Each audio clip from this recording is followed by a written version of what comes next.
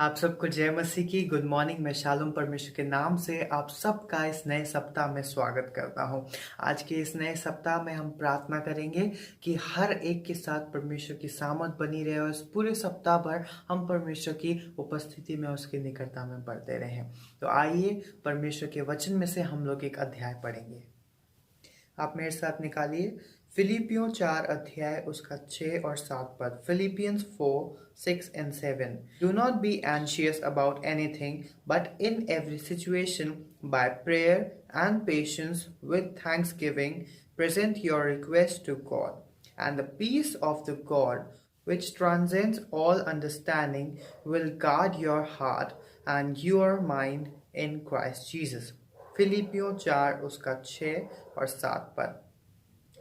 किसी भी बात की चिंता मत करो, परंतु हर एक बात में तुम्हारे निवेदन और प्रार्थनाएं विनती के द्वारा धन्यवाद के साथ परमेश्वर के सम्मुख उपस्थित किए जाएं। तब परमेश्वर की शांति जो सारी समझ से परे है तुम्हारे हृदय और तुम्हारे विचारों को मसीह यीशु में सुरक्षित रखेंगी। परमेश्वर का धन्यवाद देते हैं इस वचन के लिए। आज के दिन में परमेश्वर हमें बताता है कि हमें किसी भी की चिंता नहीं करनी, और अगर हम करते भी हैं तो वो सारी चिंताएं हमको परमेश्वर के हाथ में देनी है। उससे हमें मांगना है कि परमेश्वर की हमारी प्रॉब्लम है, ये सिचुएशन है, उसको हम आपके सामने रखते हैं। उससे कहता है कि उसके बाद यीशु मसीह हमारे हृदय में वो शांति, एक पीस देगा, ताकि वो जो एंजाइटी, टेंशन जो हमारे अंदर पूरे घूम रही थी, हमको कंफ्यूज कर रही थी, हमको डरा रही थी, वो सब चीज़ें दूर हो जाएंगी और परमेश्वर का प्रेम और उसकी शांति हमारी ज़िंदगी में आएगी। आज के सप्ताह में आपको बताना चाहता हूँ, हमारी जो वेबसाइट है उसका लिंक हमने डिस्क्रिप्शन में दे रखा है, तो आप उसको जाएं, चेकआउट करें मैगजीन के बारे में, और उसके साथ साथ चर्च से रिलेटेड आप सारी इन्फॉर्मेशन और पेमेंट से इन्फॉर्मेशन जो भी रिलेटेड है आप वहाँ जाके पा सकते हैं। तो आइए हम लोग आगे बढ़ेंगे, सुनेंगे उस गीत को और उसके बाद जाएंगे हमारे मेन वचन में।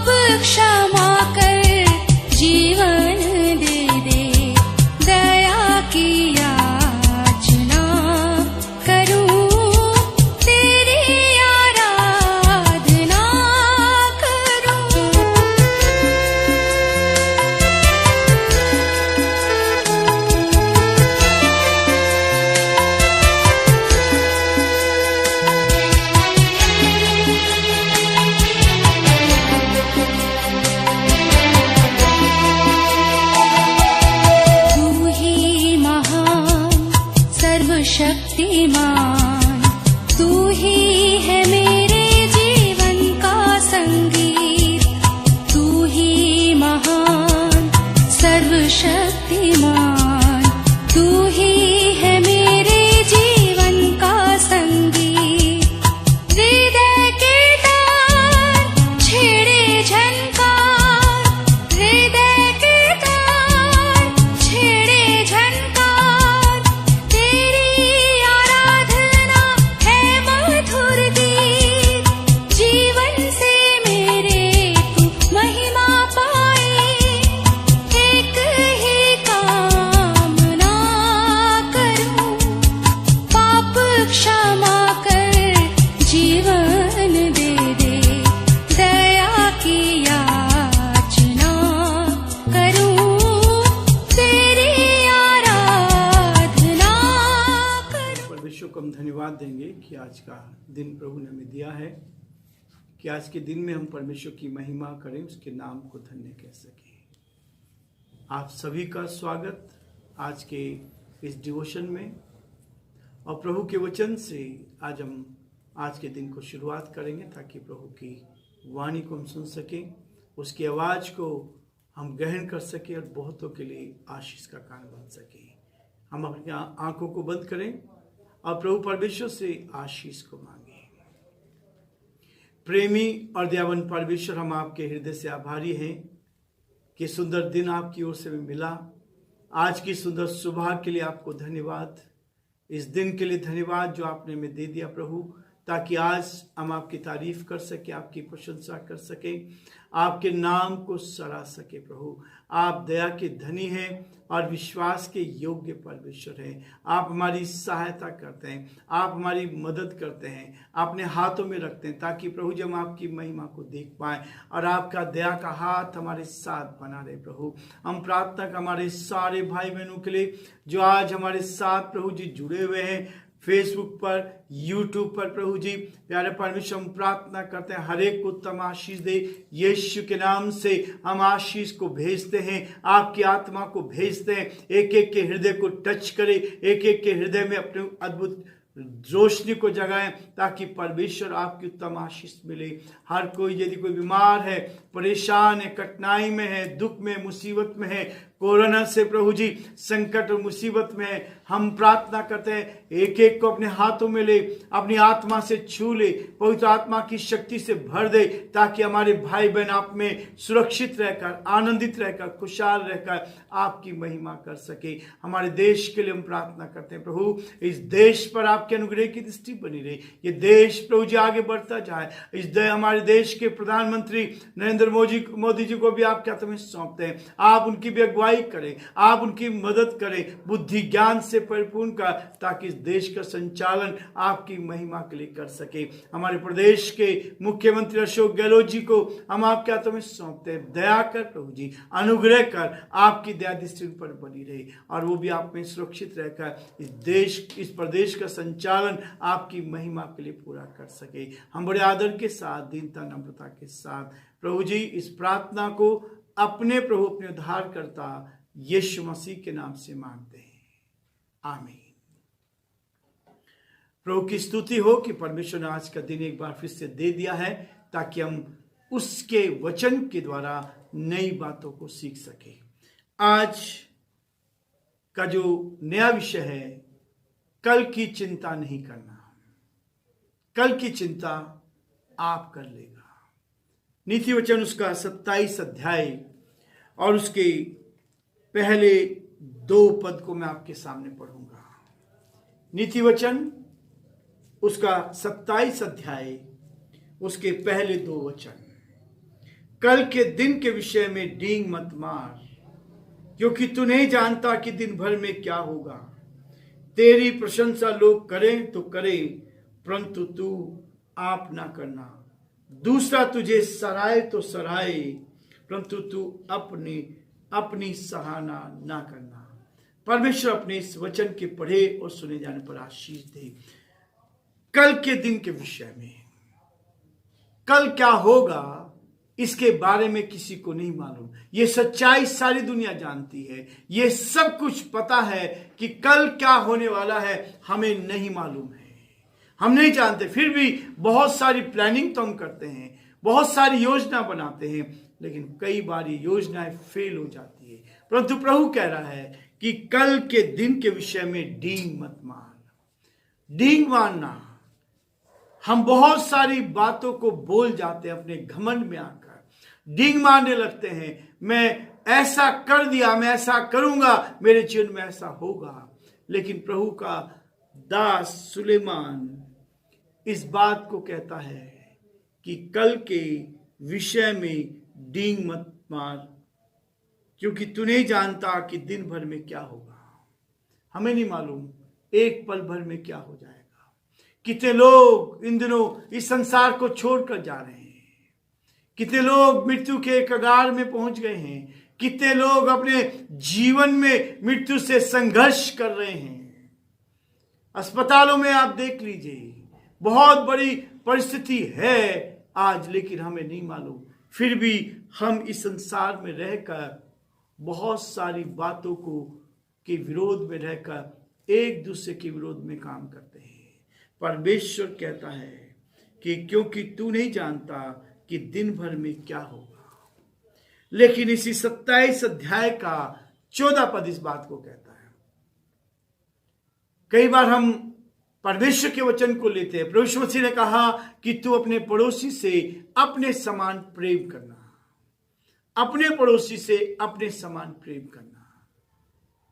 लेकिन यहां नीति वचन का लेखक एक चीज कहता है कि जो भोर को उठकर अपने पड़ोसी को ऊंचे शब्द से आशीर्वाद देता है, उसके लिए वह श्राप गिना जाता है। जो अपने पड़ोसी को सुबह उठकर ऊंचे शब्द से आशीर्वाद देता है, वह उसके लिए श्राप गिना जाता है। क्या है इस वचन में? एक भाई ने प्रश्न किया, मैं इसको समझना चाहता हूं। परमेश्वर का वचन इस बात को समझाना चाहता है। एक बहन ने भी एक बार इस प्रश्न को पूछा कि यहां तो लिखा है कि जो भोर को उठकर अपने पड़ोसी को आशीर्वाद देता है, वो उसके लिए शाप गिना जाता है। क्या पड़ोसी को आशीर्वाद नहीं देना चाहिए? क्या पड़ोसी के लिए प्रार्थना नहीं करनी चाहिए? यीशु मसीह ने तो इस बात को स्पष्ट किया है कि अपने पड़ोसी से अपने समान प्रेम करना।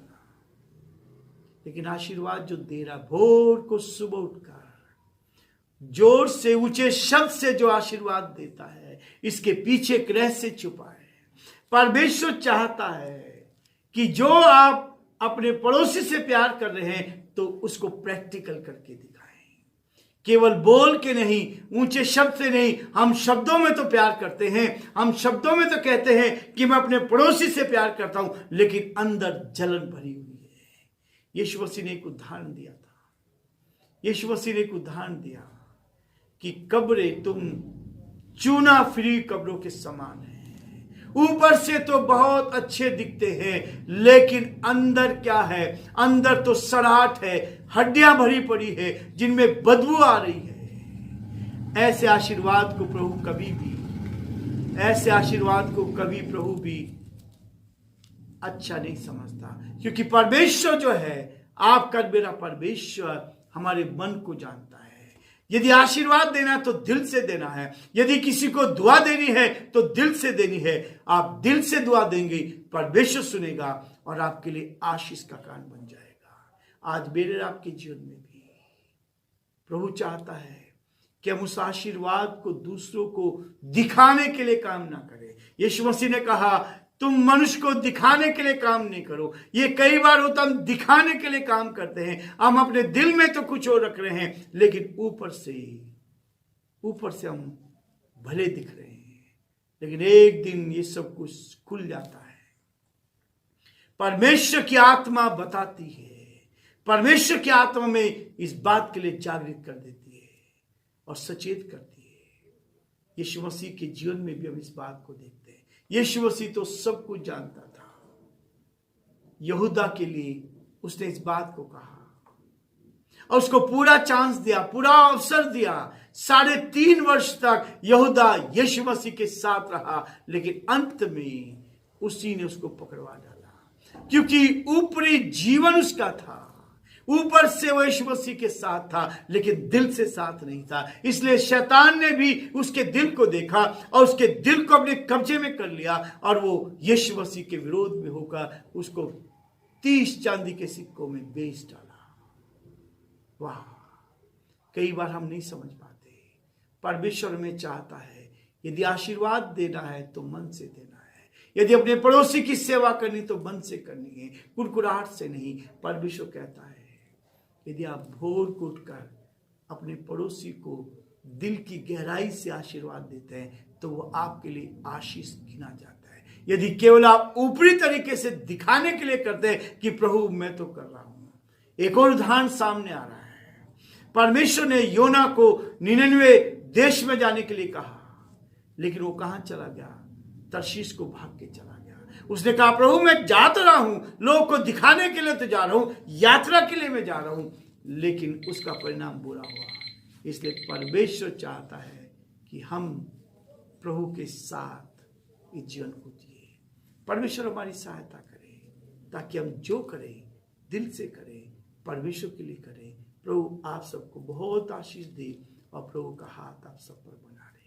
Thank you so much. अभी तक आप लोग हमारे साथ बने रहे, हम लोग आपके लिए निरंतर प्रार्थना कर रहे हैं और मैं आशा करता हूँ इस नए सप्ताह में आज के वचन से परमेश्वर ने आपको भरा होगा और आज के पूरे दिन भर में आप इस वचन के द्वारा आशीषित रहेंगे। आपकी प्रार्थना निवेदन हमें भेजना ना भूले, उसके साथ साथ आपके कमेंट्स हमें देते रहें ताकि हम लोग एंकरेज होते रहें और इस कार्य को और आगे बढ़ा सकें। Thank you so much. God bless you all.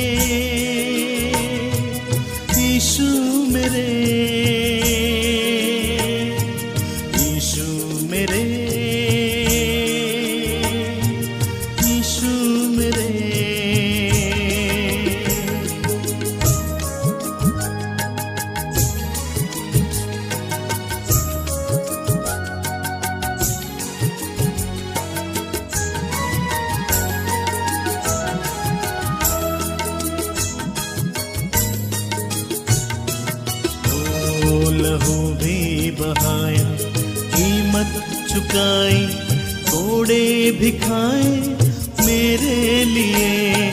लहू भी बहाया, कीमत चुकाई, कोड़े भी खाए मेरे लिए।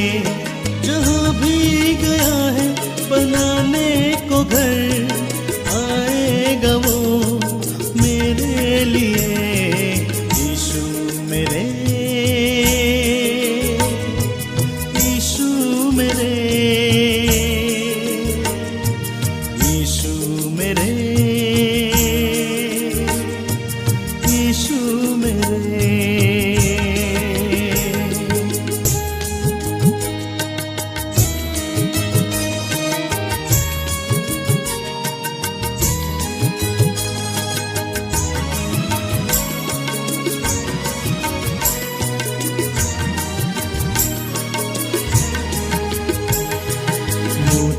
बिखेरा है जग में जो उसने, आत्मा को भेजा मेरे लिए।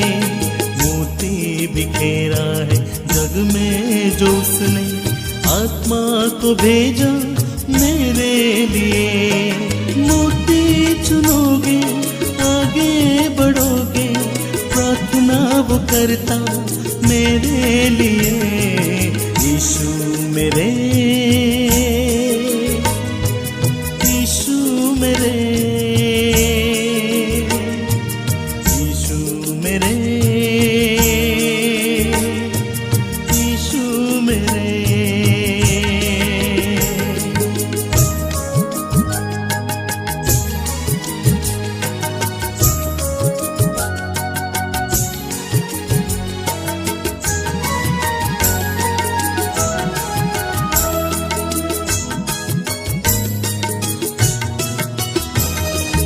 आत्मा बचाया, रूह मिलाया, दान मिला है मेरे लिए। आत्मा बचाया, रूह मिलाया, दान मिला है मेरे लिए। आएगा जब वो जगत के लिए, जो भी पुकारे जीवन के लिए।